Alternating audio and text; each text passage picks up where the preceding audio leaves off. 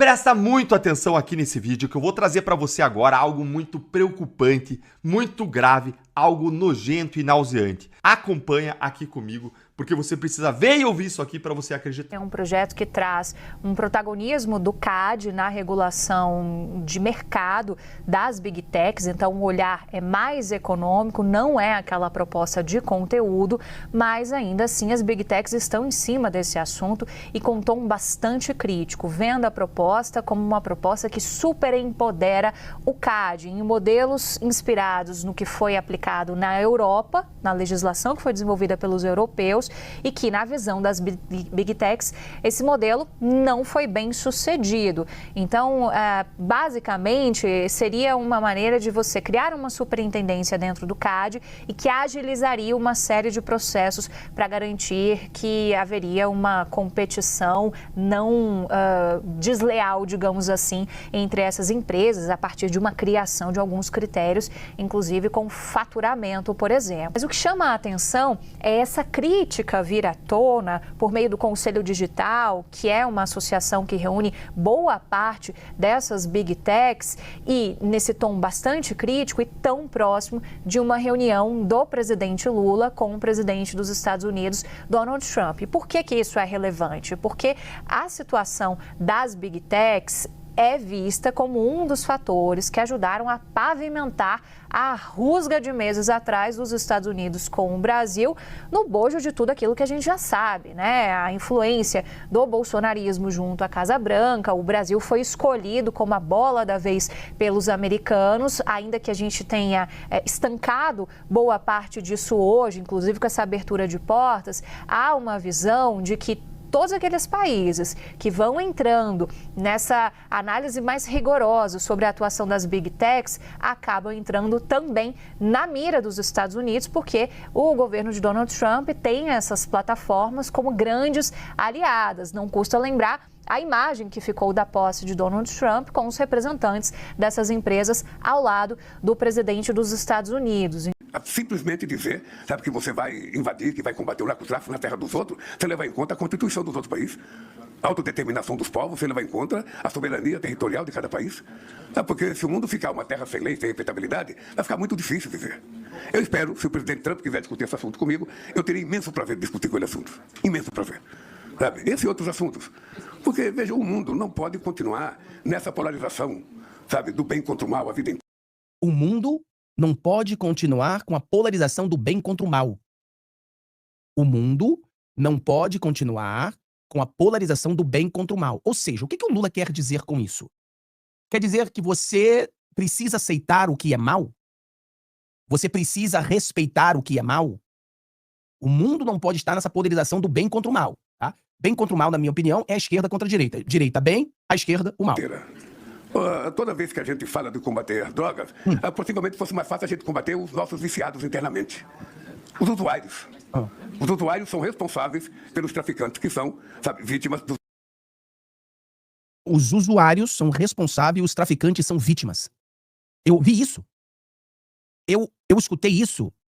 Os usuários são os responsáveis e os traficantes são vítimas. Os usuários são responsáveis pelos traficantes que são, sabe, vítimas dos usuários também. O traficante ele é vítima do usuário. O traficante é vítima.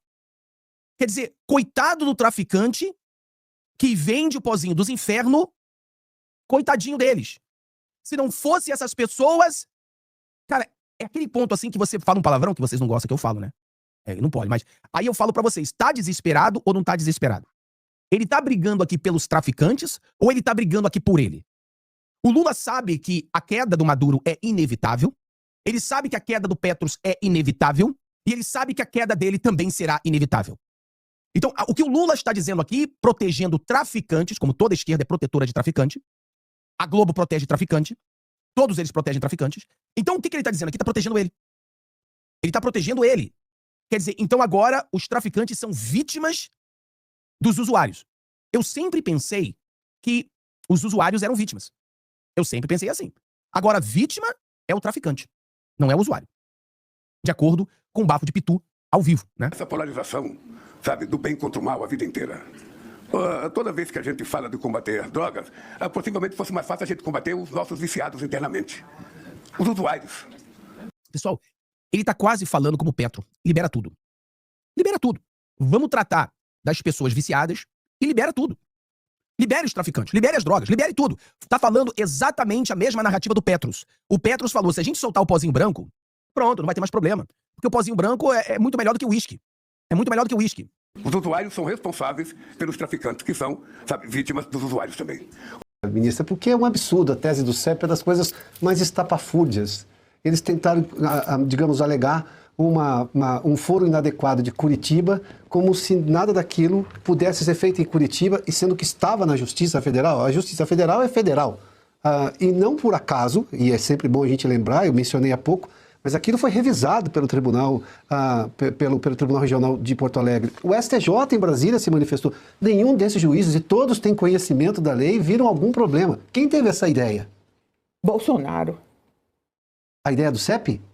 Bolsonaro teve a ideia no momento em que ele disse que ia transformar o Supremo Tribunal Federal, em Corte Constitucional, acendeu a luz vermelha. Ele provocou. E aí criaram nesse momento, começou-se a trabalhar uma forma disso não acontecer. Bolsonaro não pode mais ser presidente de forma alguma. Quem é que a gente vai botar? A esquerda não tinha mais ninguém. Todo mundo estava comprometido. Uhum. O que é que faz? Faz uma enquete.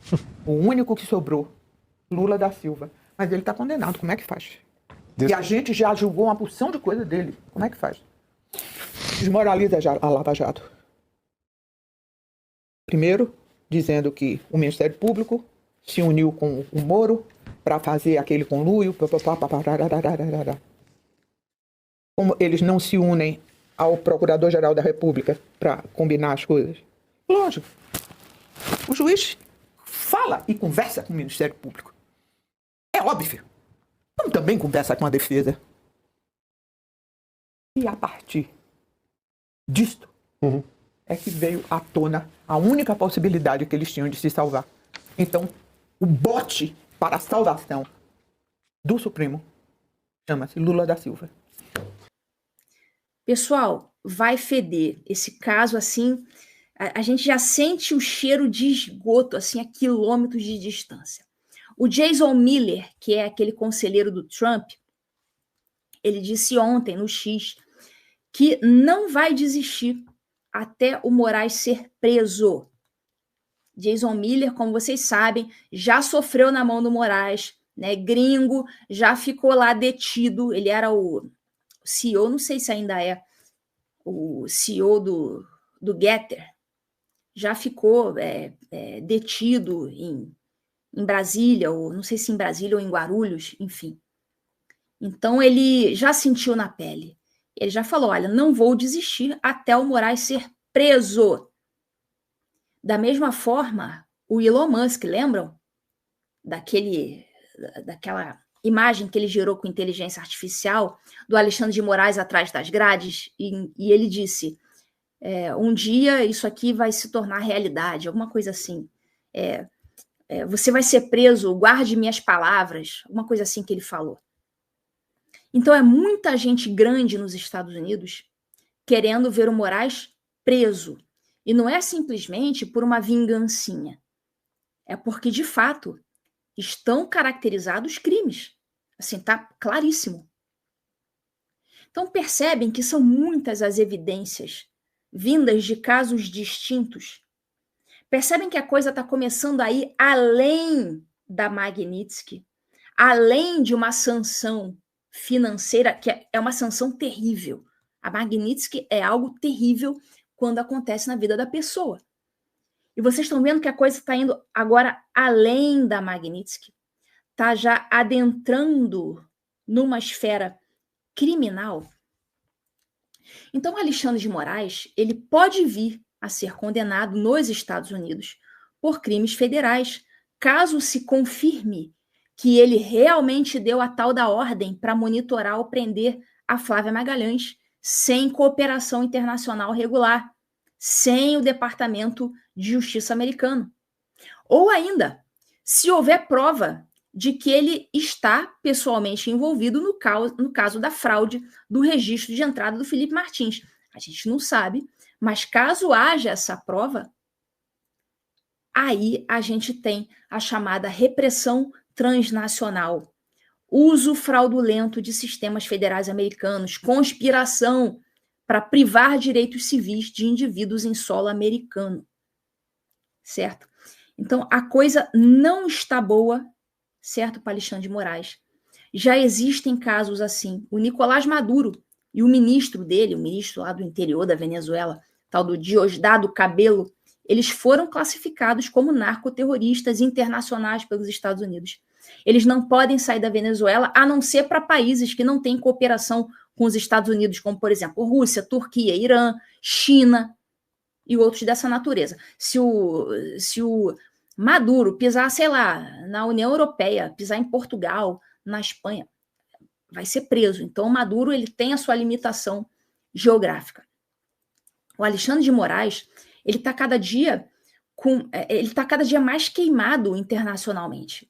A extradição do Alan dos Santos foi negada, do Eustáquio foi negada também. A Itália acabou de revogar a cautelar mais grave do Talhaferro. Antes o Talhaferro estava com uma cautelar de não poder se ausentar da cidade e tal. Agora ele continua com a cautelar, mas bem mais leve. Ele não pode se ausentar do país, mas ele pode se ausentar da cidade e tal. A Itália facilitou a vida do Talhaferro agora. Revogou essa cautelar mais grave. Então, ao que parece, pelos documentos que foram divulgados de forma parcial, o Moraes teria acionado dessa coordenação geral de cooperação policial internacional da Polícia Federal, o Sinterpol, que é o setor da Polícia Federal que opera junto à Interpol, e a tal da Aero/HSI. Vamos falar disso aí, porque eu fui investigar. Olha esse documento que surgiu hoje, né, lá no Twitter. O urgente mandado de prisão, nesse caso da Flávia, tá? Destino Sinterpol, interessado STF. Então, a STF, segundo esse documento aqui, que foi liberado, né, parcialmente, né, com alguns dados cobertos, liberado lá no Twitter, o STF teria mandado esse documento, certo? E aqui, olha, o oficialato está oficiando, né, notificando o oficialato de ligação da PF em Miami, Estados Unidos. E a Aero/HSI, já vamos falar disso aqui, na Embaixada dos Estados Unidos em Brasília também foram notificados. Esses dois prints que surgiram hoje no Twitter seriam, né, supostamente, de ofícios enviados pelo Alexandre de Moraes para esses órgãos aqui. Aí você me pergunta, mas Ludmila, o que seria esse Aero/HSI? Essas siglas eu fui investigar. São do Enforcement and Removal Operations and Homeland Security Investigations. Ou seja, pelo que os documentos mostram, e se forem só esses documentos mesmo, né, se não houver outros, teria havido uma tentativa deliberada do Alexandre de Moraes de acionar a estrutura da Interpol e da Homeland Security para executar um ato de força em solo estrangeiro, sem passar pela homologação do Departamento de Justiça. Pelo menos até agora, não veio nenhum documento à tona, não veio até agora, homologado pelo Departamento de Justiça. O que significa dizer que, se realmente não houver essa autorização, essa homologação do Departamento de Justiça, esse ato do Alexandre de Moraes configuraria um ato de operação policial clandestina em solo americano, ou também considerado um ato de repressão transnacional, de violação da soberania norte-americana, por meio da interferência estrangeira no sistema policial americano. Bom, a gente precisa ver se não há outros elementos no processo. Tudo que eu estou falando é partindo do pressuposto de que não houve essa homologação do Departamento de Justiça. Tá? A gente não sabe até agora, né? Uma vez que a gente não sabe, e eu particularmente duvido muito que tenha havido. Mas enfim, vamos ver o que está no site do FBI. Tá? Eu fui lá pesquisar no site do FBI sobre repressão transnacional. E aqui eu já vou trazer para vocês a página traduzida, tá? A página do FBI mesmo, certo? A página já traduzida para o português para facilitar a vida do espectador do TV Injustiça. Vamos lá. Página da FBI. O que nós investigamos? Tá lá, repressão transnacional. É quando governos estrangeiros extrapolam as suas fronteiras para intimidar, silenciar, coagir, assediar ou prejudicar membros de suas comunidades na diáspora e no exílio nos Estados Unidos. Isso é repressão transnacional. Você pode obter ajuda para acabar com isso. No site da FBI. Quando tem essa perseguição de outro estado a alguém que esteja aqui, né, nos Estados Unidos, em situação de diáspora, de exílio. Vamos continuar aqui. Nesse momento, estamos com 14.549 telas sintonizadas no TV Injustiça. Vamos lá. Quem estiver dando moral pro canal, fazendo superchat, tá acima de R$10, eu vou ler no final da live, tá? Vou tomar uma aguinha aqui.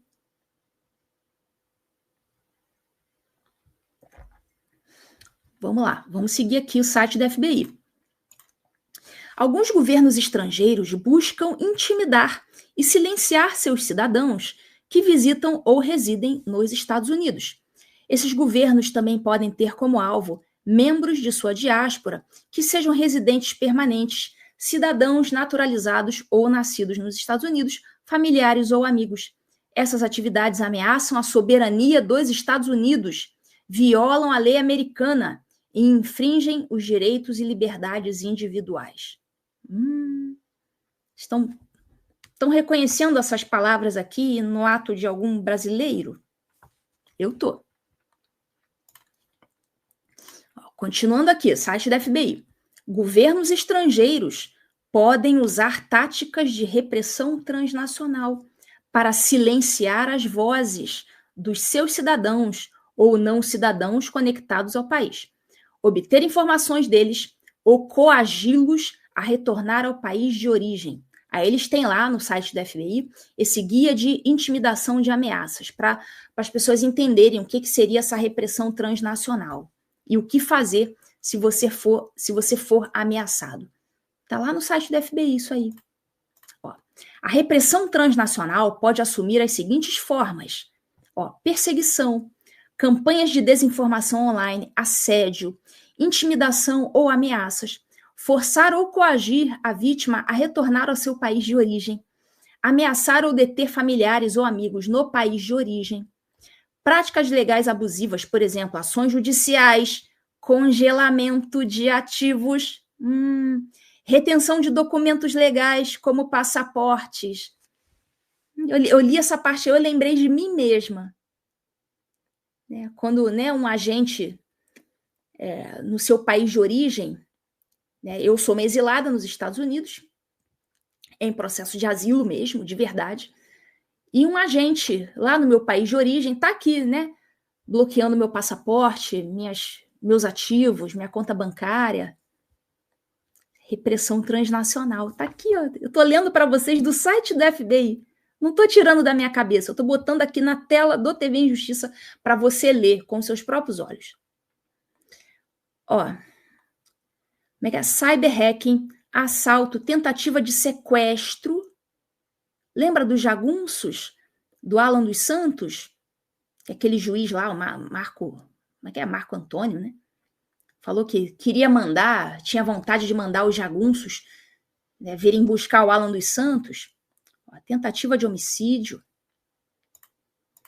Quem é o alvo? Os governos estrangeiros geralmente têm como alvo ativistas políticos e de direitos humanos, dissidentes, jornalistas, opositores políticos, grupos religiosos ou étnicos minoritários.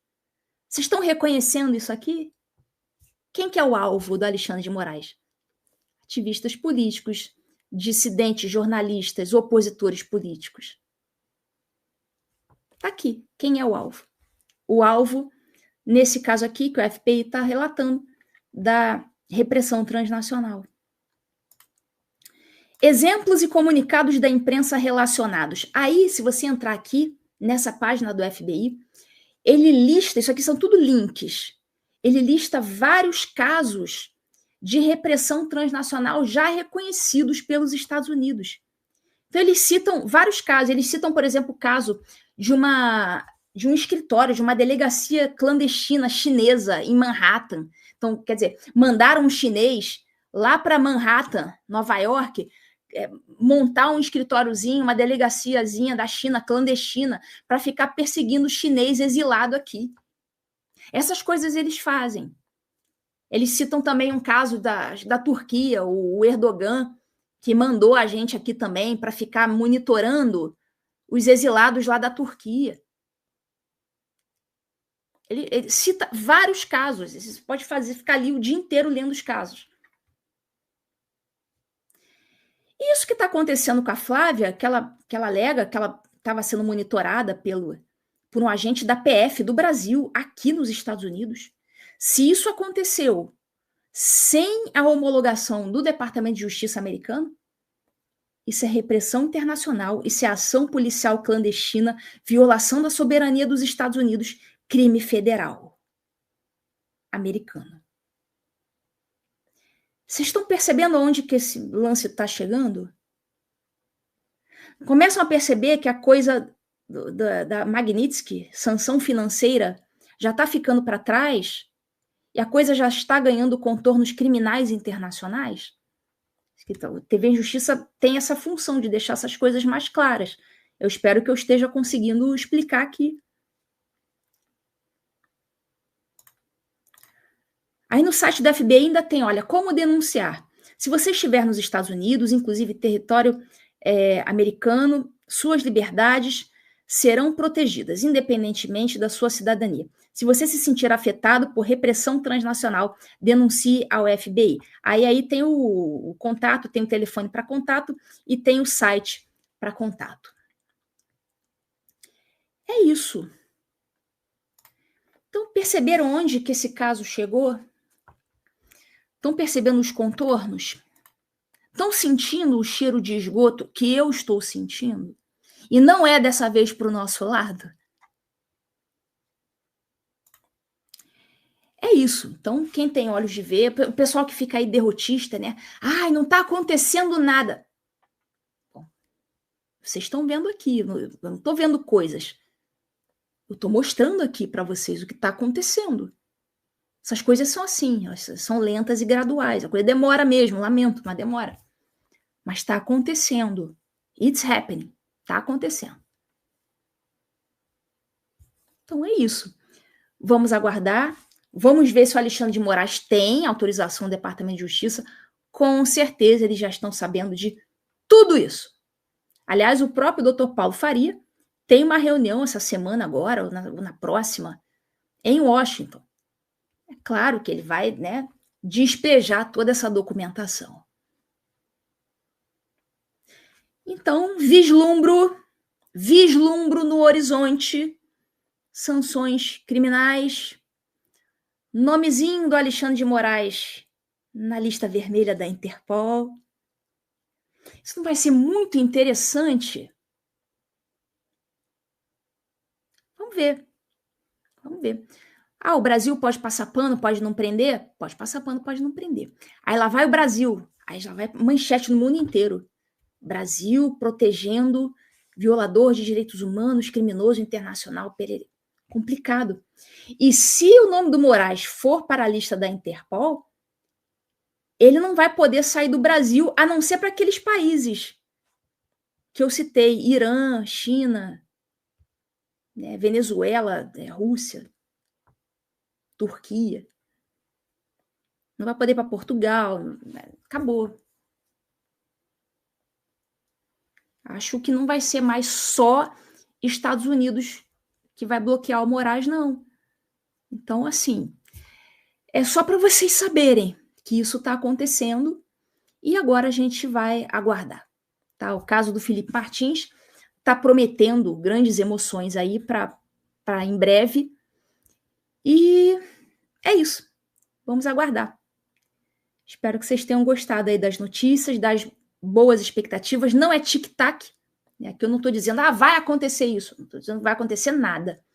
Eu estou dizendo as minhas expectativas. Estou mostrando por que eu estou com essas expectativas, que não é invenção da minha cabeça. São as coisas que estão acontecendo. A Miriam Leitão, né, na Globo News, leva o presidente da Fundação Lehman, 100% alinhado ao regime, não só nacional como ao regime global, para falar que se os Estados Unidos seguirem como estão, talvez as suas universidades percam relevância. Isso. É isso aí mesmo. Quem vai ter relevância agora vai ser a UFES, a Universidade Estadual de Feira de Santana, que eu pude estudar 2 cursos diferentes. A UFES que vai ser a referência mundial. A pena coisa dessa, né? Fundação Lehman querer falar sobre isso com a Miriam Leitão é surreal. Mas vamos lá.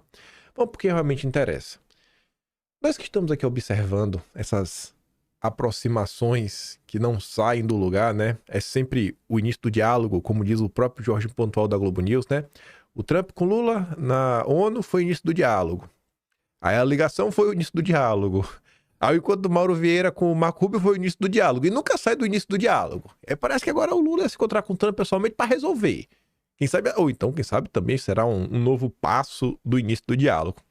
Eu sei que o Lula, ele fez aí um pronunciamento que eu acho que, pela tônica dele, pelo tom utilizado, é como se o Lula tivesse jogado a toalha e como se o Lula não visse nenhuma chance de, não sei, construir uma química melhor, conseguir reduzir as tarifas, suspender as sanções.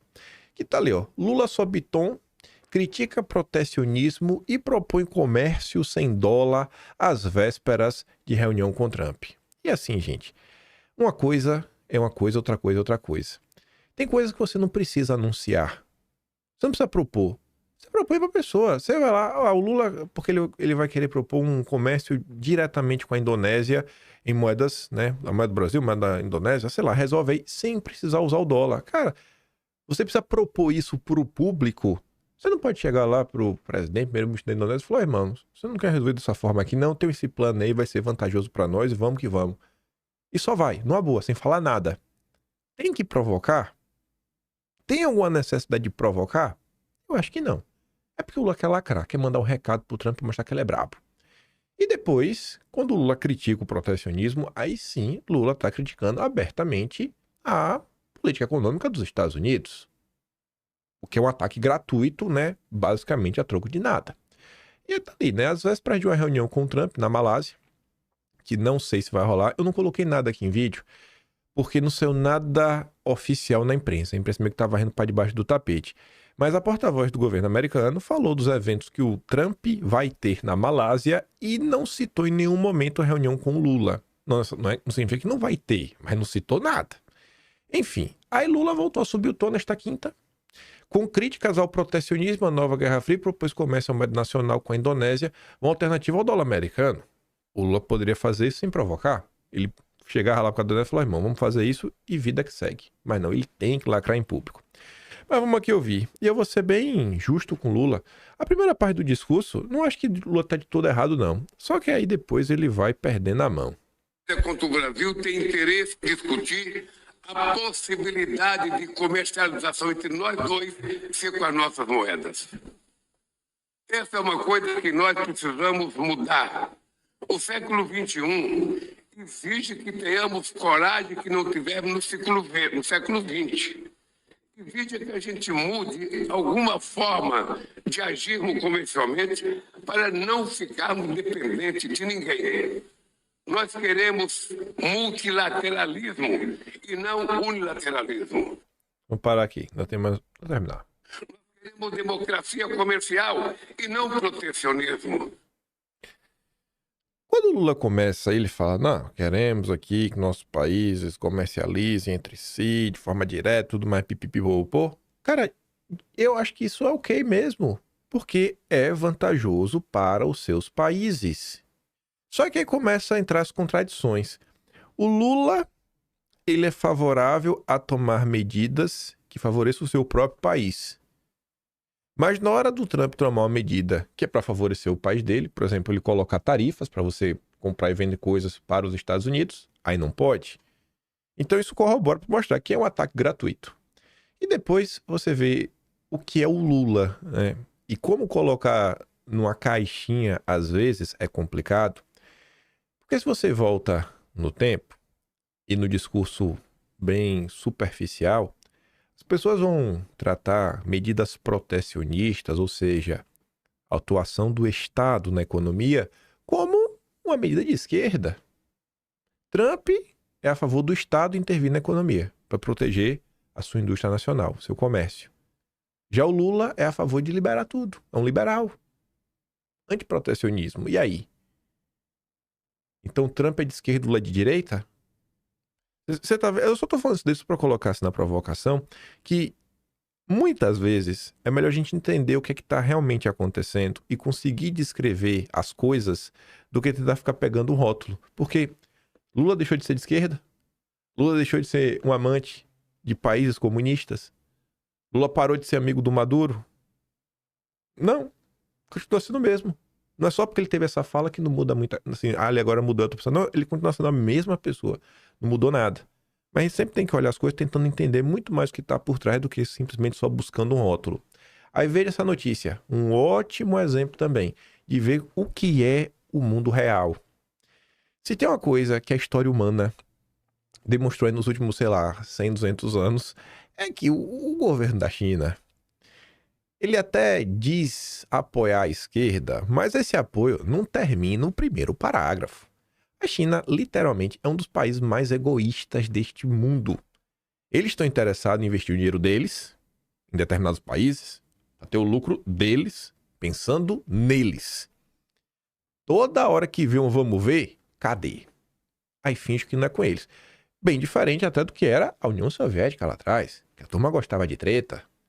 Aí você vê, o Trump sancionou aí as petroleiras russas, colocou na sanção OFAC, aquela que vocês já conhecem. E aí, o que é que os chineses fizeram? Petrolíferas estatais da China suspendem compra de petróleo russo após sanção dos Estados Unidos. Petrolíferas estatais, não é que foram as privadas, não, você tem que entender que são as empresas privadas da China, né? Não, foi decisão do Estado chinês. Na hora do vamos ver, na hora que o bicho pega, é cada um por si. Aí eu queria muito poder pegar se algumas pessoas da esquerda, colocar assim, né, numa cadeira e fazer uma sabatina, falar, ô cidadão, me explica aí como é que funcionam as coisas. Você que adora passar um pano pra China, você que adora passar também um pano pra Rússia, e aí, quem que tá certo agora? A China traiu a Rússia? E aí? A China agora não é mais comunista? Agora a China é bolsonarista? Vai falar isso agora? A decisão marca um novo golpe nas exportações de Moscou, que já enfrentam pressão com as refinarias da Índia, atualmente o maior comprador do produto transportado por mar, prestes a cortar drasticamente suas importações de petróleo bruto da Rússia. A medida atende às sanções impostas pelos Estados Unidos após o fracasso das negociações para encerrar a guerra na Ucrânia. Eu só lamento aí para os envolvidos. Eu espero aí que o conflito chegue ao fim e a gente possa ter paz no leste europeu, que é para ver se sobra tempo aí para resolver a América Latina, né? Que tá ruim. O Brasil tá horrível. Aí começa. Vamos falar de América Latina. Aqui já a nota que foi publicada no Metrópolis. Tem vídeo também, mas o vídeo tá em inglês. É esse daqui, ó. Só botei aqui só para vocês verem. Até peguei o frame exato. O Incorrupt colocou traduzido, né? Eles canalizaram dinheiro para o Brasil. Ele fala nominalmente do Brasil. E tá ali, né? Ex-servidor do Tesouro dos Estados Unidos. Aspas. Dinheiro sujo financiou o Brasil. O ex-secretário assistente para o financiamento do terror do Departamento do Tesouro dos Estados Unidos, Marshall Billingsley, afirmou que o regime venezuelano utilizou recursos ilícitos para financiar campanhas políticas de esquerda, óbvio, né? Na América Latina, incluindo o Brasil. Ele, que ocupou cargos na área de segurança e finanças internacionais durante o governo Trump, disse que o governo do Maduro transformou a Venezuela em um centro de articulação política regional. Aí tá o vídeo. Eu mando lá no Telegram, se você quiser assistir. Aí falando de Venezuela, mas criando um clima. Trump instrui CIA a tomar medidas que podem levar à derrubada de Maduro na Venezuela. De jornal. Qual jornal? Washington Post. Segundo o Washington Post, o Trump ordenou ações agressivas contra o governo venezuelano em documento confidencial autorizando ações da CIA. A medida faz parte da ofensiva dos Estados Unidos, né, que fazem na costa do país. Para por aí? Não. Estados Unidos enviam bombardeiros B-1 para perto da Venezuela, aumentando a pressão militar. Os voos sinalizam possível ampliação da campanha dos Estados Unidos contra cartéis e supostos traficantes. Matéria oficial, né, do Wall Street Journal. Para por aqui? Não para por aqui. Night Stalkers. Quem é o grupo de elite dos Estados Unidos visto perto da Venezuela e que atuou na morte do Bin Laden? Eita, agora o Maduro tá com problema, hein, Maduro?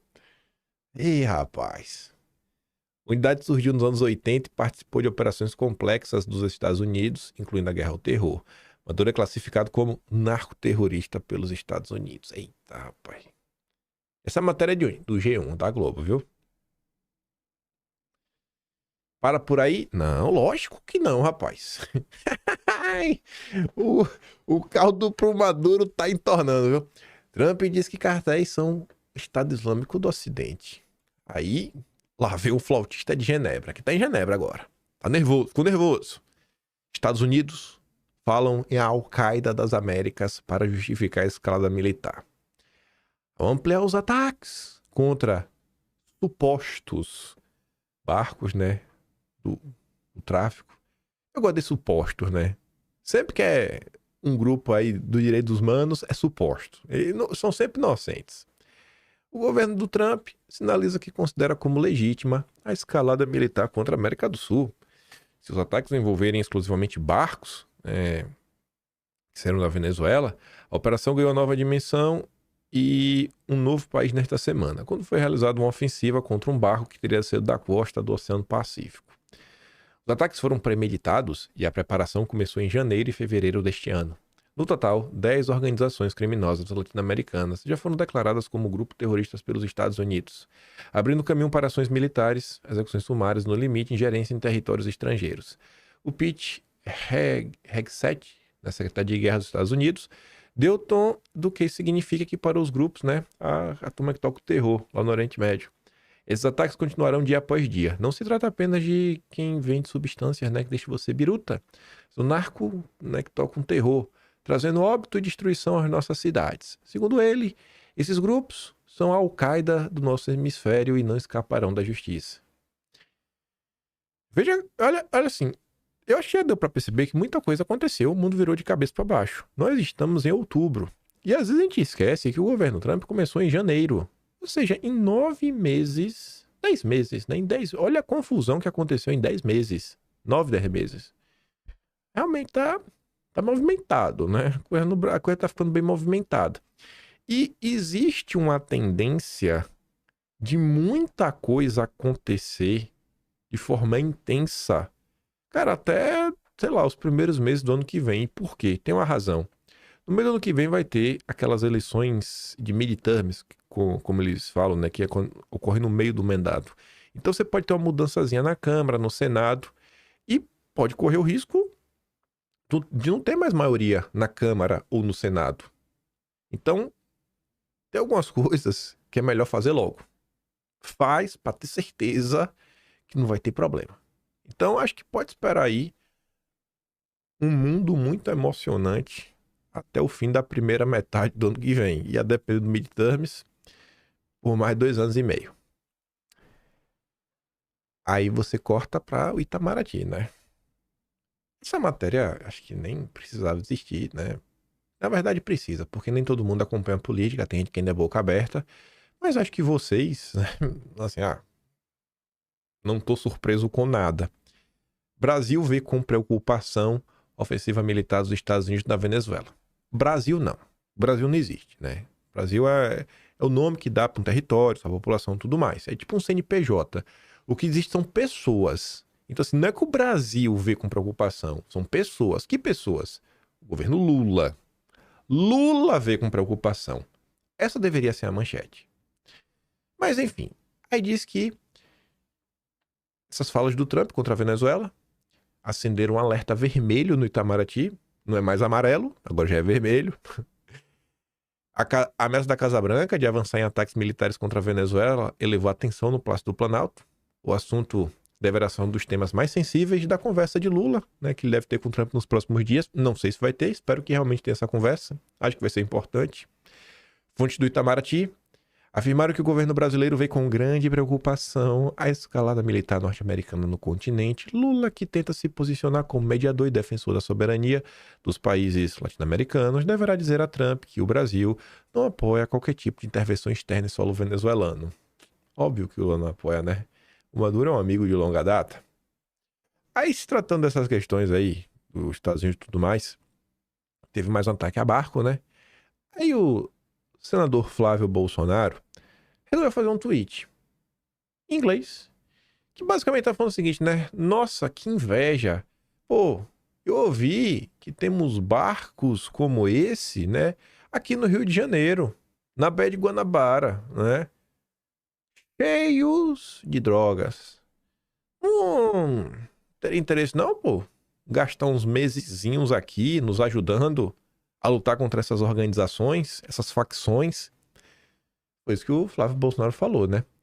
Aí vem o marceneiro do Metrópolis, Samuel Pancher. Esse tweet vindo de um senador da República é de um absurdo tremendo, eleito pelo Rio de Janeiro pedindo para bombardear o Rio. Eu falei, peraí. Bombardear o Rio? Onde é que o Flávio Bolsonaro tá falando isso, né? Não me parece que ele quer bombardear o Rio, né? Não parece que o cara tá lá no Cristo Redentor e, eita, tome bomba no Cristo. Não acho que é isso aí que tá sendo proposto. Enfim, aí o Mafinha já disse, né? Já quero o Flávio presidente da República. Primeira vez que um político falou a verdade. Aí o Mafinha tá tirando onda. Aí eu falei o seguinte, ó, cara, eu não quero entrar no mérito. Apenas fazer uma análise de interpretação de texto. Porque o marceneiro do Metrópolis está tratando bandidos com drogas como Rio de Janeiro. A quem interessa confundir as coisas? O Flávio não tá pedindo para atacar o Rio, mas os bandidos. E depois ainda volta pagando de louco. Não sabia que a Baía de Guanabara ficava em São Paulo? Bom, da mesma forma aí que ele tá interessado em não entender as coisas que envolvem o seu amigo Guilherme Amado, parece que ele também tem um grande problema de entendimento e interpretação de texto, né? Curioso esses casos. Aí vem o Marco Antônio Villa. Mais um traidor da pátria.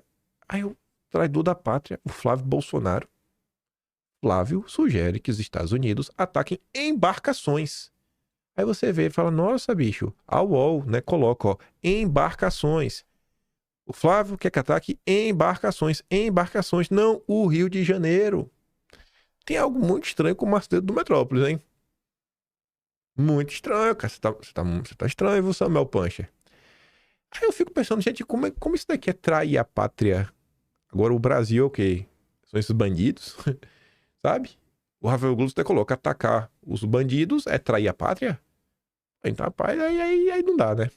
Aí simplesmente não dá. E, ainda pra falar dessas confusões todas, cortando para a Colômbia, aqui também na América do Sul. Aqui são as postagens originais, né, em inglês. Aqui é a tradução do Google. Meu primo Marco Rubio falou: a justiça da Colômbia prevaleceu com a absolvição do ex-presidente Uribe após anos de caça às bruxas política contra ele e sua família. Vai chegar o dia que isso vai acontecer com Bolsonaro também. E o Landau responde, quer dizer, retuita comentando: estou muito feliz que as instituições judiciais da Colômbia tenham se mantido firmes contra uma tentativa descarada de criminalizar a política. Os últimos anos nos mostraram em países que vão da Colômbia ao Brasil do Lula, do Moraes, e aos Estados Unidos, que o sistema jurídico pode ser usado como arma poderosa para distorcer o processo democrático. Parabenizo o povo colombiano por este dia importante em sua história, em que o Estado de Direito se mostrou mais poderoso do que os indivíduos que buscaram abusar dele para fins políticos. E vamos lá. Corta para a parte política mesmo eleitoral. Para falar até das facções, dos bandidos, mas já entrando aqui nas eleições de 2026. O Metrópole esses dias estava comentando o seguinte, que Beto Louco admite delatar políticos em esquema de lavagem de dinheiro. Aí você pergunta, que esquema? Bom, alvo das investigações que desbarataram um mega esquema de lavagem de dinheiro no setor de combustíveis. Roberto Augusto Leme da Silva, o Beto Louco, admite fazer delação premiada. Ele e Mohamed Hussein Mourad são acusados de liderar um esquema criminoso que envolve toda a cadeia produtiva de petróleo, das usinas a bombas dos postos de gasolina e o PCC. Ambos estão foragidos e especula-se que se escondem no Líbano após passarem um tempo em Dubai. E aqui tem a ver com aquela operação carbono oculto da Farinha Lima. A coluna apurou que Beto Louco teria interesse em retornar ao Brasil, razão pela qual considera fazer a delação. Mohamed, vinculado à refinaria Copap, não demonstra a mesma disposição. As conversas, ainda em fase inicial, indicam que Beto Louco irá entregar políticos. Adivinha o espectro político, hein? Como mostrou a coluna de Mirelle Pinheiro, Beto Louco coordenava fraudes contábeis e movimentações financeiras, operando fundos de investigação e empresas de participações usadas para blindar o patrimônio da organização criminosa, além de manter relação com importantes políticos do Centrão. O Centrão aí que está como fiel da balança para as eleições de 26. Também sob o Centrão, Polícia Federal monta quebra-cabeça da corrupção com emendas parlamentares do país. Será que essas emendas vão gerar problema para os bolsonaristas ou para o Centrão?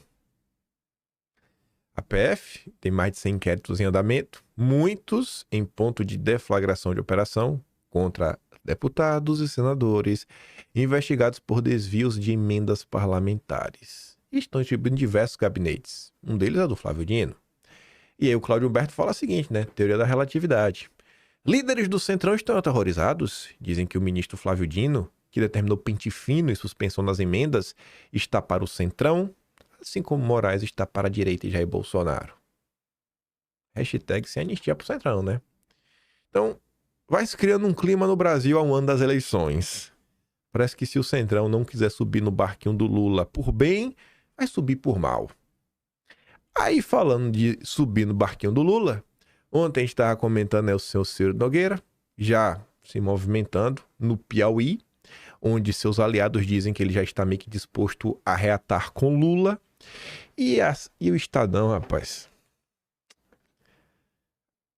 tira agora o resto da máscara do Ciro Nogueira, que agora tá difícil, hein, Ciro? Agora tá difícil. Governo recebe sinal do PP de Ciro Nogueira para manter fufuca no ministério em troca de ficar com outros cargos. Tá entendendo como é que funcionam as coisas? Que oposição é essa? Como é que Ciro Nogueira tem a coragem de falar que ele tá fazendo oposição ao Lula? Que o Lula é o nome a ser derrotado no ano que vem. Que é a coisa mais importante que existe, que é o que nos une. Em reunião com a Glaze, o líder do PP na Câmara, o doutor Luizinho, deu sinal para Fufuca permanecer no governo em troca da preservação da sigla no limpa feito pelo governo em cargos de segundo escalão. Ninguém quer perder nada. E aí, confia no Centrão, confia na centro-direita, a centro-direita. A centro-direita e o PT são uma coisa só, sabe? São apenas roupas diferentes para o mesmo boneco. Fantoches. Estava eu passando no Twitter ontem, eu vi um vídeo que o seu Tatu Toco postou lá. O Lula participando do Roda Viva, mostrando aí, né, o quão diferentes são essas pessoas. Aí você vê que, por exemplo, em tempos atuais, diversos petistas já falaram que, cara, a gente tem que se unir com a direita para derrotar a extrema-direita, porque é assim que eles tratam os bolsonaristas, né? Então, muita gente acha que, meu Deus, olha só, como se isso fosse algo novo. Não é. Nunca houve oposição neste país. Nunca houve oposição. Sempre houve um controle total e absoluto do cenário político eleitoral. Todos os candidatos são amigos. Quem veio para estragar esse jogo foi o Bolsonaro. E com base no que eu falo isso? Com base nesse vídeo do Lula. Veja como o Lula estava disposto a ser amigo de todo mundo, até de quem lhe fingia ser oposição. Esse aqui é o vídeo, né? O vídeo começa com a pergunta do Sandenberg, depois do Ricardo Noblar. Dona Benta, né? Pai do Guga Noblar. E depois corta pro Lula. Vamos aqui ouvir. Acaba de ter aprovado pelo diretório do partido a autorização para prosseguir nas negociações com vistas a uma aliança com o PL, com o PMDB, alianças do centro e da direita. Nessa pesquisa... Tá vendo aí, né? O núcleo duro do PT já permitiu. Pode se unir com o centro e com a direita. Toda aliança, seja para tentar ganhar, seja para governar, se há lugar para o PL, por todas essas razões que o senhor expôs, por exemplo, não haveria dificuldade, imagino que não haveria dificuldade, para um eventual governo seu, por exemplo, o senhor se entender com uma parcela grande do PSDB, por exemplo. O senhor, no passado, quando o governo Itamar estava se montando, o senhor chegou a indicar, a sugerir naquelas negociações de bastidores, o nome do José Serra para ministro da Fazenda do Itamar. Eu acho que o senhor não teria dificuldade se entendendo com o PL, por exemplo, se entender eventualmente com o PSDB para governar. Ou eu estou indo muito além do... Mas só para você ter ideia, em 1994, o PT fez aliança na Bahia com o PSDB. O candidato a governo... Ricardo Noblar, por que você está surpreso? Eu, em 94, já estava unido com os tucanos.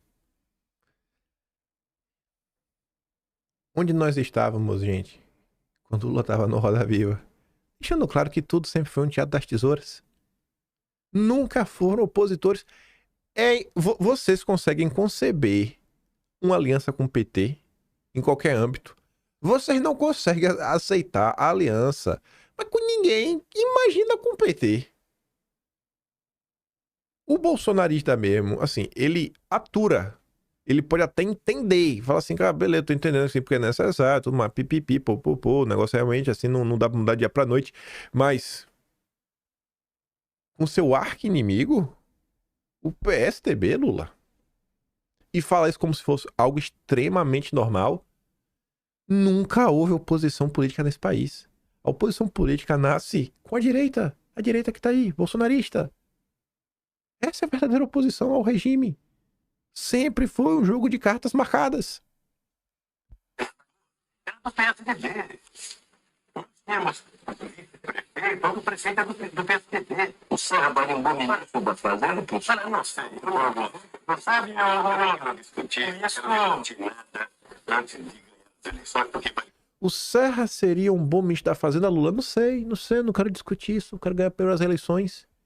Gente, se chegassem para Bolsonaro e falassem, Bolsonaro, o Lula seria o ministro da Fazenda? Se Bolsonaro falasse, não sei, vocês iam falar o que de Bolsonaro? Eu ia xingar Bolsonaro. Até eu ia xingar Bolsonaro. Eu não consigo enxergar que cenário é esse. Sabe? Cadê a oposição? Cadê a oposição nesse país? Nunca houve. Sempre foi um teatro. Tendo todos os homens e mulheres de bem deste país que querem mudar o Brasil. Antônio Carlos Magalhães, por exemplo, o senhor o colocaria no centro do aspecto político? Ou não haveria possibilidade de entendimento com o Antônio Carlos Magalhães? Eu pergunto isso para ficar parecendo uma loucura. Pelo seguinte, porque inclusive saiu recentemente uma informação de que o senhor teria recentemente ligado para ele. E naturalmente o Antônio Carlos Magalhães, se não tiver candidato a presidente pelo PFL próprio, ele vai ter muita dificuldade de marchar, por exemplo, com o senador Serra.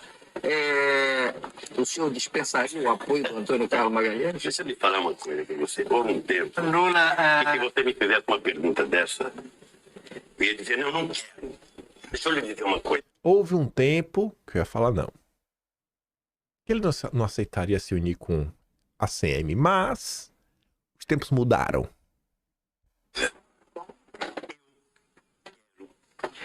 Todos os votos de homens e mulheres do Brasil com mais de 16 anos aptos a votar. Porque somente com... Ou seja, essa conversa mole que é os votos de todo mundo, e antes de ter dito, né, houve um tempo que eu não aceitaria, eu tô disposto a fazer o que for para chegar no poder. É um jogo de cartas marcadas e eu estou aqui para ser o fantoche da vez. Antes de falar mais de fantoches, PSDB tenta atrair Temer para disputar a presidência em 2026.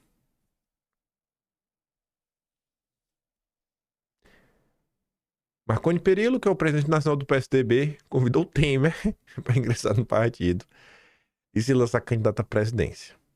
Temer é presidente de honra do MDB, está lá desde 1981, nunca trocou de partido. A justificativa dos tucanos é que o MDB é um partido dividido e dificilmente daria legenda para o Temer disputar o cargo. A coluna apurou que Temer já foi sondado por seu partido sobre a eventual candidatura e respondeu que aceitaria concorrer caso houvesse a união entre o PL, União Brasil, PP, PSDB, MDB, PSDB, vou repetir de novo, e republicanos em torno do seu nome. Aí isso foi assunto da Jovem Pan, não sei se é Jovem Pingo do Zer, né? Mas enfim, tá ali ao vivo, JP News. O ex-candidato à presidência pelo Partido Novo, Felipe Dávila, ele resolveu comentar sobre isso. Ainda afiliado ao Novo, estava lá palestrando na cerimônia que lança o Zema candidato. Depois de Ciro Gomes, a investida foi no Temer. A tucanada não para. Dávila pensou nos números e esqueceu de falar do pior feito na gestão Temer, a indicação do censurador do Brasil. Vamos ver como este grande expoente do Partido Novo fala de Michel Temer.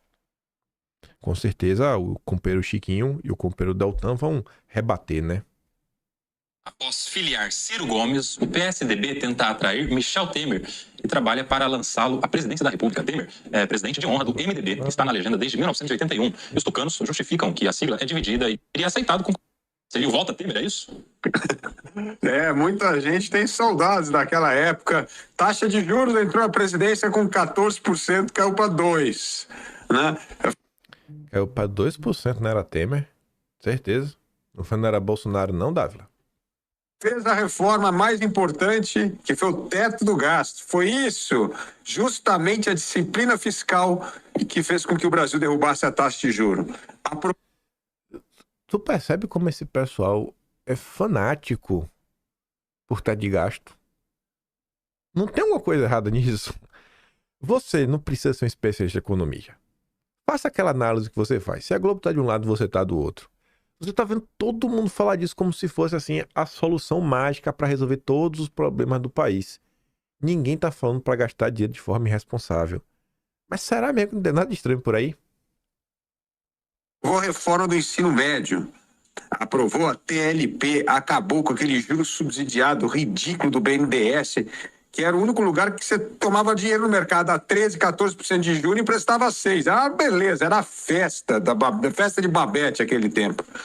Foi uma pessoa que se dedicou a fazer a reforma, fez a economia voltar a crescer depois daquele... A maioria dos países desenvolvidos possuem bancos, né, que emprestam a juros subsidiados, né? Para favorecer o desenvolvimento nacional, a indústria. Mas no Brasil isso não pode, né? Eu acho que o problema é para quem está emprestando e para aquele tipo de projeto. Acho que esse deveria ser a principal crítica, né? Mas para o nosso companheiro liberal, o Brasil não pode. Desastroso período Dilma Rousseff. Ou seja, em 2 anos fez muita coisa pelo Brasil naquela época. Mas voltar à cena é complicado. É complicado pelo seguinte, porque essa pré-condição que Michel Temer coloca para eventualmente cogitar disputar a presidência da República não está acontecendo sequer com o Tarcísio de Freitas, que é o que todo mundo queria, juntar todos os grandes partidos em torno de um nome. Quem conseguir fazer essa mágica realmente merece disputar a presidência da República. Partido Novo, hein? Partido Novo, hein? Eita, tu já pensou se fosse alguém do PL falando isso? Levantando essa bola do Temer, tu já pensou se fosse alguém do PL? Mas ninguém vai falar do Felipe Dávila, né? Coleirinha do Deltan não deixa. Aí corta para o Zé Trovão. O cara que realmente trabalhou contra o Brasil. Sabotou em muito. Nossa, que eu falo de Zé Trovão desde 2021. Aprontou no 7 de setembro de 21, aprontou depois. Ainda assim se elegeu. Não sei o que passa na cabeça das pessoas em eleger um cara como Zé Trovão. Aquela foto dele na internet com a mãozinha assim no nariz, 3 carreiras com pó branco em cima de uma mesa e umas bolotinhas assim verde. Ah, Zé Trovão. Aí o companheiro Zé Trovão apareceu ontem gravando um vídeo em defesa do Cleitinho. O Cleitinho. O empenho dessas pessoas na hora de se mover pelo Cleitinho, assim, é inspirador. Mas na hora de se mover por outras pautas, sei lá, o Zé Trovão desaparece mais rápido que um trovão. Aí o Fato News fala o seguinte, né, rapaz, Zé Trovão sendo defeito do Cleitinho. Não é o mesmo que traiu o Bolsonaro pelo Marçal e disse, o Bolsonaro é o Bolsonaro, Zé Trovão é o Zé Trovão. É impressionante como essa gente, né, esses oportunistas se unem e se defendem. A união da direita é a união dos oportunistas. É verdade ou não que ele falou isso daí? Bolsonaro é Bolsonaro, Zé Trovão é Zé Trovão. Temos imagens. E a fala dele, né? Isso aqui aconteceu durante as eleições de 2024. Vamos aqui, postou o vídeo. Tá aqui, ó. Nunes ou Marçal? Nunes ou Marçal? Faz o M, porra. O Bolsonaro apoia Nunes. O Bolsonaro é o Bolsonaro. Zé Trovão é o Zé Trovão. Obrigado, viu? E o meu capitão sabe. É isso aí. Tu consegue... Rapaz, tá conversando com um amigo meu. Isso não é palavrão nem nada, né? É só um jeito de falar. Ele tá falando... Todo a respeito a todo mundo, gente. Ele falando assim, cara, isso acontece no bolsonarismo, velho. Bolsonaro, tipo assim, a galera não tem nenhum respeito. O povo caga de porta aberta. De porta aberta, sabe? Tá nem aí se tem visita na casa. Não tá nem aí se tem visita na casa. Faz o que quer. Aí tu corta pro PT, nem os figurões da esquerda, Maria do Rosário, Zé Dirceu, Paulo Pimenta, Genuíno. Rapaz, esses caras não tem coragem de bater de frente com o Lula. Mas na direita, velho, tá com visita em casa. E o cara tá querendo de porta aberta. Rapaz, não tem condição uma coisa dessa, não. Aí você vê, ó, essa notícia, acho que eu cheguei a comentar... Se eu comentei ela aqui, eu comentei no Talking Show lá, tava caminhando com o pessoal. Gente, isso aqui não é nem sobre o PT, pessoal, isso aqui é sobre o Centrão. O deputado federal do Centrão, que é ministro de Portos e Aeroportos, né, o Silvio Costa, que é do Republicanos, lá de Pernambuco, falou, ele disse que pode desistir do Senado se Lula pedir e aposta na reeleição do presidente. O cara do Centrão, então falando, cara, se o Lula pedir, eu desisto. Do Centrão. Eu acho que ele nem deve, a eleição dele é o Lula. Ele nem deve. Mas tá disposto. Aí você vê, rapaz, o cara do Centrão tá colocando o futuro político dele na mão do Lula. O Boulos abandonou a reeleição certa e todos os privilégios de ser deputado para focar 100% na campanha do Lula. Ele não vai sair do governo em abril, ele vai ficar até o fim. Ele vai por tudo ou nada. E na aposta que o Lula vai manter ele no governo e depois o pessoal vai saber recompensá-lo pela sua gratidão e pelo seu esforço, o Guilherme Boulos. Mas na direita, um cara que atrapalhou e muito, amiguinho do Oswaldo Eustáquio, aprontou também com o Ramiro dos Caminhões, tá aqui defendendo o Cleitinho. Aí Eduardo Bolsonaro compartilhou a notícia do Paulo Capelli e eu acho isso, bicho, muito importante, porque não dá mais, pô.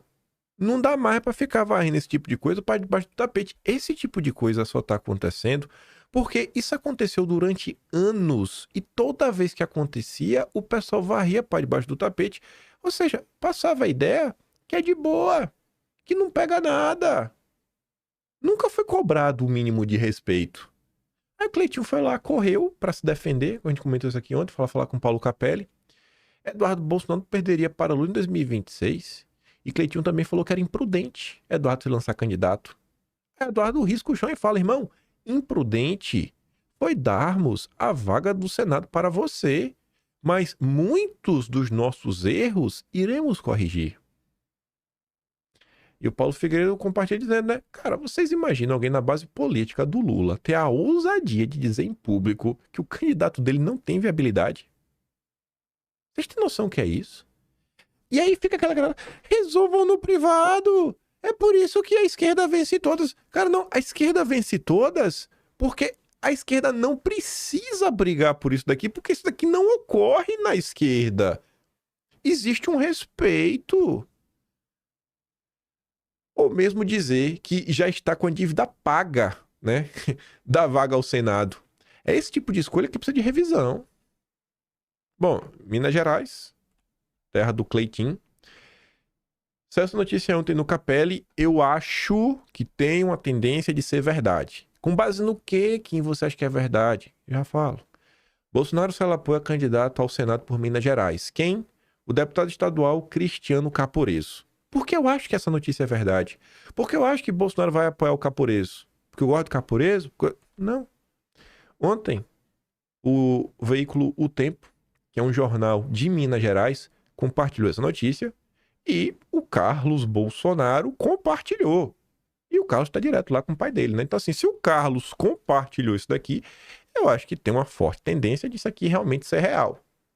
E um cara que não está no primeiro mandato, está aí desde 2018, que é o deputado federal Júnior Amaral, que é de Minas Gerais, disse excelente escolha. Então acho que é mais um reforço. Então possivelmente aí já temos o nome, né? O Caporeso realmente é um cara alinhado para não cometer os mesmos riscos, né? Que foi aí o apoio ao Cleitinho. O Cleitinho. Falando do Carlos Bolsonaro, só para falar bem rápido, para falar, na verdade, não é nem do Carlos. Aqui não é para falar do Carlos. Não importa se o nome do Carlos está na manchete. Não é sobre o Carlos essa notícia. Cara, eu não consigo entender o que é que o Will Gadelha tem em relação ao Carlos. Sabe? É uma relação assim que realmente... Não sei se ele... Não sei se ele tem um crush no Carlos. O Carlos não quis um relacionamento bonito com ele, colorido. Eu não sei o que é, velho. Mas o Will Gadelha postou o seguinte, ó. Pesquisa traz alerta para Carlos Bolsonaro sobre candidatura em Santa Catarina. Aí você pensa, eita, Carlos, se segura. Aí tu já leu o subtítulo, né? Ó, embora Carlos lidere. Acabou. Embora ele lidera. Ele lidera, nada mais importa, ele lidera. Ele lidera. Acabou. Aí tu corre para a notícia.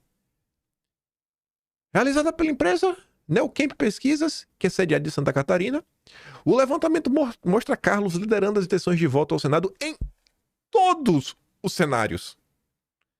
Mas também tem a maior rejeição, hein? E daí que ele tem a maior rejeição?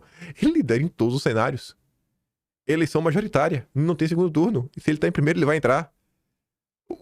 O que é que o Will Gadelha quer falar aqui no meio da conversa? Ele é o líder disparado em todos os cenários. Qual é o alerta a ser feito? Não tem alerta. É só um ataque à candidatura do cara. Por nada. Esta é a imprensa brasileira. E quer respeito, viu? Aí depois xinga. Aí depois alguém vai lá, passa o trator, fala alguma coisa. Estão atacando a imprensa. Os bolsonaristas revoltados não aceitam críticas. Ataques. Estou sendo atacado. Tudo é ataque, né, nesse Brasil. Tudo é ataque. E a gente vai falar sobre... nós iremos falar sobre ataques. Que é a outra treta do dia de ontem. E essa treta acho também importante, né? É o seguinte. A Revista Oeste postou uma nota. Tá ali, né? Candidatura de Eduardo depende de Tarcísio. O cenário paulista está diretamente ligado à decisão de Tarcísio sobre concorrer ou não ao Planalto. Caso Tarcísio se mantenha no cargo e não entre na corrida presidencial, Bolsonaro pretende placar um nome próprio nas eleições estaduais. E Eduardo desponta como favorito. Aí o Paulo Figueiredo rebate falando o seguinte. Como a revista noticia o inverso oposto do que Eduardo vem falando em público, há mais de um mês que Eduardo tem deixado claro que a candidatura dele não depende em nada do Tarcísio. E realmente, Eduardo já falou isso várias vezes, né? Pois bem, Paulo postou isso daqui e Paulo também falou sobre isso no seu programa. Você vê que claramente é um ataque, né? Ataque. Não sei, eu acho que, na minha concepção, o Paulo Figueiredo tá fazendo uma crítica, né? Não sei nem se tinha uma crítica nisso daqui. Ele fala assim, como que a revista publicou o inverso, pô? Há mais de um mês o Eduardo tem deixado claro que a candidatura dele não depende nada do Tarcísio. Eu acho que ele só tá desmentindo uma informação que não é precisa. Eu acho que ele só tá desmentindo. Eu vou dar play, já, no que o Paulo Figueiredo falou no programa, porque talvez no programa dele ele tenha feito um ataque. Não um comentário, não a crítica. E por que eu estou frisando isso? Porque por conta do que o Paulo Figueiredo comentou, a Ana Paula Henkel fez um tweet falando o seguinte: a revista Oeste foi desmonetizada por mais de 2 anos e brutalmente perseguida pelo gabinete paralelo de Moraes. A Oeste defende abertamente a anistia. Tem sido uma das vozes mais firmes contra a ditadura do Supremo, especialmente diante das barbaridades cometidas contra Bolsonaro. Cobrimos extensivamente a Vaza Toga, expomos diariamente sem filtros abusos do judiciário. Aí vem. A pergunta que se põe no dia de hoje é: por que alguns que proclamam defender o Brasil decidiram atacar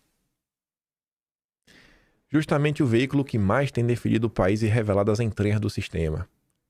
Será que o comentário do Paulo Figueiredo foi um ataque? E ela tá falando do Paulo Figueiredo, né? Não vamos ficar aqui em cima do muro. Há mais de 20 meses, a Oeste incessantemente reporta, investiga e cobra justiça no caso Felipe Martins e seguirá assim até que a verdade e justiça prevaleçam. Doa quem doer, né?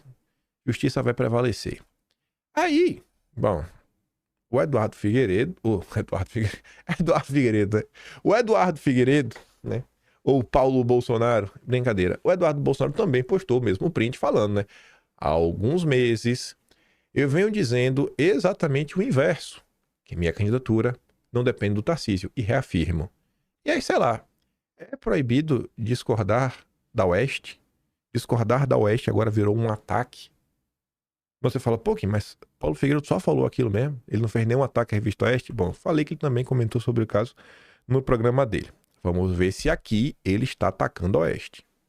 Pasmem vocês agora. Não o Globo, a Globo News, a Folha de São Paulo, o Estadão. Não, ao contrário do que diz a revista Oeste. Segundo uma matéria que publicou o Edilson Salgueiro na revista Oeste ontem à noite, a candidatura do deputado Eduardo Bolsonaro a presidente dependeria do Tarcísio. E eu tento aqui fazer um trabalho de media watch, e eu sou extremamente elogioso, fui ontem elogioso à revista Oeste, mas eu lamento uma reportagem desse tipo. Todo mundo erra, mas esse tipo de notícia, redação do Oeste ou Edilson Salgueiro, é muito fácil de apurar. É só entrar em contato com o Eduardo, ou não consegue entrar em contato com o Eduardo, entra em contato comigo. Às vezes a velha mídia apura comigo notícias melhor do que eu. Antes de entrar aqui no ar, eu atendi o Metrópolis e a Folha de São Paulo.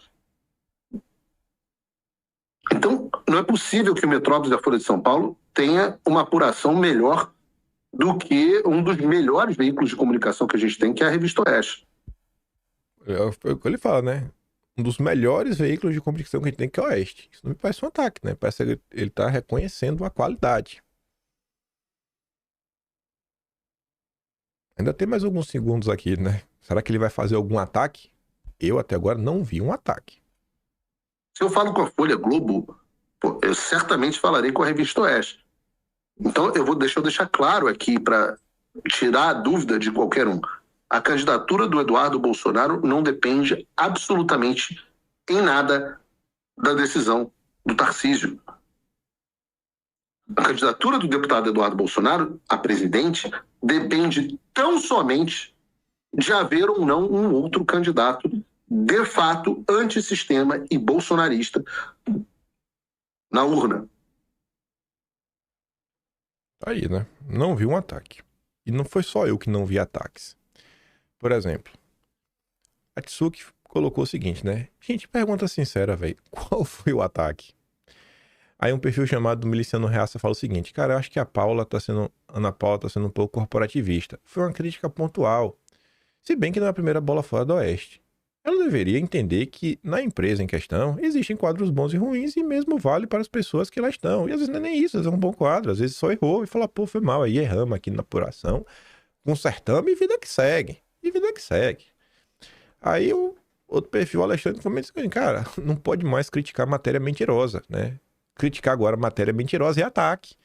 O engraçado é que Eduardo está sofrendo perseguição até hoje. Mesmo assim, tem que ver os aliados soltando noticiazinha mentirosa que já foi desmentida por ele. Aí não é ataque. Aí eu fui olhar as postagens na própria página da Ana Paula, né? Aí um perfil chamado René diz: Ana, Sigo você a maioria das vezes, eu resposto tudo. Mas agora, criticar uma matéria e chamar de ataque? Qual a diferença de atacar a matéria de jornal e atacar as urnas? E a Ana Paula Henkel responde, isso não é de hoje. Como dizem por aí, tem método. Basta prestar atenção. Ah, isso não é de hoje. Então, assim, e os outros casos foram o quê, velho? Esse caso agora foi ataque? Aí o Gui Gualiotti responde, cara, eu prestei atenção. É criticar de forma... é criticar de forma muito respeitosa. Como diz aquele juiz, quem não aceita a crítica, não se candidate. Veículos de comunicação merecem críticas também. Aí o Aquinas responde, Paulo Figueiredo disse que a reportagem do Salgueiro, na Oeste, afirmando que uma candidatura do Eduardo depende do Tarcísio, não é verdadeira. Se for isso, me desculpe, mas não é ataque. Torço para que o caso se refira a outra coisa e esse enigma não tá bacana. E aí o Maratona por aí fala o seguinte, ó, você tem razão. Ainda mais que o que ele falou, o próprio Eduardo confirma, e não. E não é a primeira matéria que a Oeste incorre nesse tipo de desencontro. Em setembro, uma outra matéria foi desmentida pelo Carlos, e não estou do lado de ninguém nessa história, apenas da verdade. Eu gostei do Maratonando. Cara, vamos aqui, só buscar a verdade, pode errar. E talvez não seja a primeira, foi outra escorregada. O que é que o Maratonando coloca? Para falar, ó, já teve algumas derrapadas, desencontros no passado. No dia 24 de setembro, o Carlos Bolsonaro, e também a matéria do dia 24 de setembro, a Andresa Matais coloca, Bolsonaro fecha apoio a Tarcísio para a eleição. E o Carlos, no dia 24 de setembro, disse, eu estava com ele hoje, não ouvi nada disso. Ou seja, é mentira. 2 dias depois, o Carlos já falando que era mentira, a Oeste coloca, Bolsonaro quer Tarcísio presidente, Michele vice. Que é o que a turma do Metrópole estava comentando. Então, foi outro desencontro. Né? Mais um desencontro. Até coloquei aqui para dar zoom, né? Só para ver a data. 26 de setembro, 24 de setembro. Aí, na boa, eu acho isso daqui pior do que crítica. Talvez até pior do que ataque. Um perfil chamado Carlos Oliveira respondeu o seguinte, ó. Tem gente que ardentemente não quer Felipe Martins livre e falando.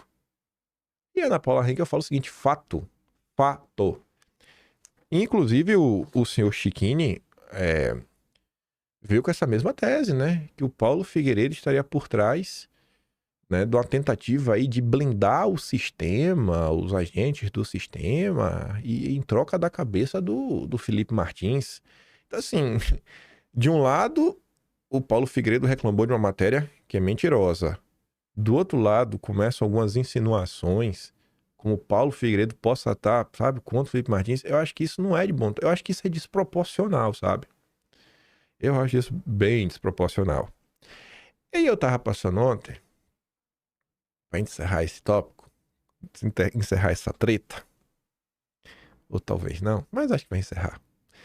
Um perfil chamado Fala Will falou o seguinte, a Ana e o Paulo precisam se acertar o quanto antes. Eu acho que não, velho. Acho que tem que brigar logo de vez e deixar claro. Tira a máscara, fala assim, eu não gosto de você e tudo mais, cada um segue seu caminho e deixa tudo bem claro. Se for pra ser assim. Se for pra ser amigo, se resolve mesmo aí, né? Mas acho que o clima tá ficando cada vez mais sustentável. Eu que tô olhando aqui de fora. E aí a Rafa fala o seguinte, que é, cara, o problema aqui, parece que a Oeste não pode ser criticada. E aí, novamente, usa o caso do Felipe Martins. Não pode criticar. Esse foi um comentário que o Fala Will recebeu. E olha esse outro comentário. Tiveram pessoas que ficaram contra o Paulo Figueiredo. O Paulo Figueiredo está demais. O ego dele, ele é muito arrogante. Ele realmente é arrogante, também tem um ego grande. Mas acho que não vê o caso nesse momento. Um perfil chamado Eliana Jorge comentando, né? O Paulo precisa baixar a bola, ser mais humilde. Reconhecemos seu trabalho, mas não tem quem faça mais ou menos. Todos nós lutamos contra a tirania, cada um com suas armas. Não pode criticar, velho, uma matéria falsa. Aí essa postagem chamou minha atenção, né? Porque não condiz com o que está acontecendo no momento. Paulo Figueiredo só fez criticar uma informação errônea e cobrar uma apuração melhor na próxima vez. Inclusive elogiou, né? Talvez o melhor portal aí na direita. E aí quando eu vi isso daqui, aquela foto, sabe? Eu falei, peraí, que foto é essa? Deixa eu dar um zoom aqui na foto da Eliana Jorge. Deixa eu dar um zoom na foto da Eliana Jorge para saber como é o perfil da direita que difama e distorce aí as falas do Paulo Figueiredo. Posso dar o zoom? Eu posso dar um zoom na foto? Posso ou não posso? Óbvio que pode, né? Óbvio que eu vou dar. Ih, rapaz. É do Partido Novo. Mas que coisa, né? Aí quando eu paro e penso que tem uma galera do Partido Novo lá, né?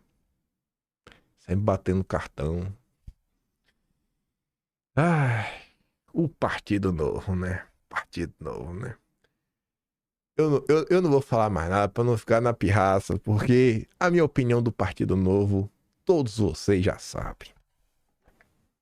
Mas tá aí, né? A minha opinião sobre o Partido Novo, todos vocês já sabem. Aí você vê, né? Quem tá de um lado, quem tá do outro. O que o Paulo Figueiredo disse, o que falaram dele. O que Eduardo Bolsonaro veio falar há muito tempo, que foi publicado na imprensa. Você faz o seu julgamento. Na mesma linha de ataques, a Globo colocou: após 4 anos, TSE arquiva inquérito contra Bolsonaro por ataque às urnas eletrônicas. Aí isso conserta, não ataque, não questionar. Sabe, chamar questionamento e crítica de ataque não é bacana, né? É coisa da Globo, pô. Temos que usar melhor, né? As palavras. Quando a narrativa não serve mais, descarta. Pois é, Tsuki. Aí, ontem, antes tarde do que nunca, nosso Rubinho Barrichello da análise política, como diz aqui a Yara, né? Poxa, resolveu acordar, hein, Andreasa? Faz um bom tempo que estamos falando do cerceamento e só quer na real agora. Pois é, vai espalhar para todo mundo. Projeção da criminalização da oposição. Enfim, é um vídeo que a Andreasa fez pro portal, né, do Estadão, pro Estadão mesmo, pro perfil oficial lá do jornal. Decisões do Supremo geram um clima de intimidação e limitam espaço para críticas. Pelo de ataque. Ataque ao Estado Democrático de Direito. Cadeia para todo mundo. Vamos ver o Andreasa aqui. Será que é crime um sujeito dizer na rede social, escrever que considera que a urna eleitoral é fraudada? É. Cadeia. Prendam o Andreasa. Eu autorizo. O despautério que seja. É crime dizer isso? É. Agora é. Agora é porque o Xandão disse que é. E vocês tornaram o Xandão o rei da cocada preta. Ele manda em tudo agora. Vocês tornaram crime. Parabéns, Andreasa. Isso foi o que você fez com o seu jornalismo. Isso pode, de repente, ser contemplado, abarcado numa organização criminosa? São questões... Pode. Também pode. Foi o que o Estadão fez com o bolsonarismo. E realmente foi o Estadão. Porque quem inventa a tese do... Quem inventa o termo gabinete do ódio... Não vou falar quem inventa. Quem publica pela primeira vez, porque às vezes alguém falou e a jornalista só escreveu. A primeira jornalista, o primeiro portal de imprensa a falar sobre isso foi a Vera Rosa, do Estadão, em setembro de 2019. Foram vocês. Cúmplices. Cúmplices. Não vem pegar agora de... Cúmplice. Levanto a partir do que eu vi na manifestação do Ministério Público e no voto do ministro Alexandre de Moraes. Muito amplo. Eu, ouvindo, fui tomando as minhas notas nos seguintes termos. Isso aqui no calor do... Depois eu fui rever o que eu anotei. No calor do momento em que o julgamento se desenvolvia, o voto de Alexandre de Moraes merece considerações sobre as picadas que abre, os caminhos que abre, porque assenta mais uma vez aquelas bases largas sobre o que caberia como ataque à justiça eleitoral, ao poder judiciário, à democracia. Cabe tudo nesse conceito. Cabe tudo nesse conceito a depender da disposição do juiz. Projetada, porque a gente precisa pensar em termos de precedente, projetada a criminalização da crítica. E, sem dúvida nenhuma, intimidada a crítica. A projeção da criminalização da opinião. Tem muita gente séria que aponta problemas ou necessidade de aperfeiçoamentos nas urnas eletrônicas. Isso não significando fraude. Isso é um ataque? Segundo eu compreendo aqui, pode ser. Eu fazer as críticas que eu faço aqui no Estadão, no veículo dessa monta, talvez eu esteja protegido. Mas quem não tem uma chancela? Isso, mas você entendeu bem. No Estadão você tá protegido. Não vai acontecer nada. Quem não tem chancela vai pra cadeia. É o que já tá acontecendo há alguns anos. Não tenta fingir. Meu Deus, o que está acontecendo? Não mudou nada. Esse é o Brasil dos últimos 5, 6 anos. Relaxa aí, campeão. Funcional. A coisa está muito vaga. E os precedentes ficam abertos. Há um clima de intimidação. Será que as pessoas se sentem à vontade para fazer a crítica? Ou para repercutir uma crítica mais dura ao Supremo? Tudo vira ataque. A corrupção do conceito da palavra. O que é ataque? Será que algumas das críticas que eu faço aqui ao Supremo, ao ministro Alexandre de Moraes, duras muitas vezes, será que isso não poderia ou não poderá em algum momento ser classificado como ataque? Com fé em Deus, vai. Ataque ao Poder Judiciário, à Justiça Eleitoral. Fé em Deus. Eu preciso botar as barbas de molho, também aqui, nesse caso. Fé em Deus aí, as falas do Andreasa vai ser ataque. Fé em Deus, ele vai ser preso, né? Pra ele sentir na pele o que ele criou no Brasil. Essa gente precisa sentir na pele o que eles fizeram com o país.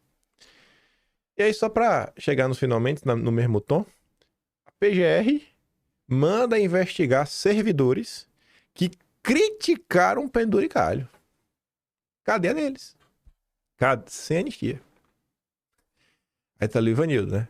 Os heróis da democracia agora querem investigar quem critica os seus super salários. Imagina apoiar essa várzea e ter as caras de vir dizer que é um país livre e democrático, né? E que um país livre e democrático funciona assim. Tinha mais notícias pra gente falar, mas agora era envolvendo a indicação do Supremo de Lula, se vai ser o Pacheco, se vai ser o Messias, tudo indica que vai ser o Messias, mas tem que comentar tudo de uma vez só. Deixa pra comentar amanhã. Enfim. Vou mandar lá o vídeo esses vídeos que eu dei no vídeo, né? Manda todos lá no Telegram. Se você gosta do meu trabalhinho, que já está um pouco mais, passa mesmo do canal. Tem um botão de valeu, tem um Patreon na descrição, tem um Atlas brasileiro. Meu trabalho é passível de críticas. Não vou falar que estou sendo atacado. Pode falar à vontade aí. Me atacam todo dia, não fica enchendo o saco de ninguém. Tô de boa com isso. Essa direita brasileira, viu? Se eu fosse dar minha opinião mesmo sobre tudo, é melhor ficar quieto, viu? Meu Deus do céu. Eu vejo vocês amanhã, gente. Fiquem de boa. Aquele grande beijo, abraço. Tamo juntos. Valeu, galera. Fui.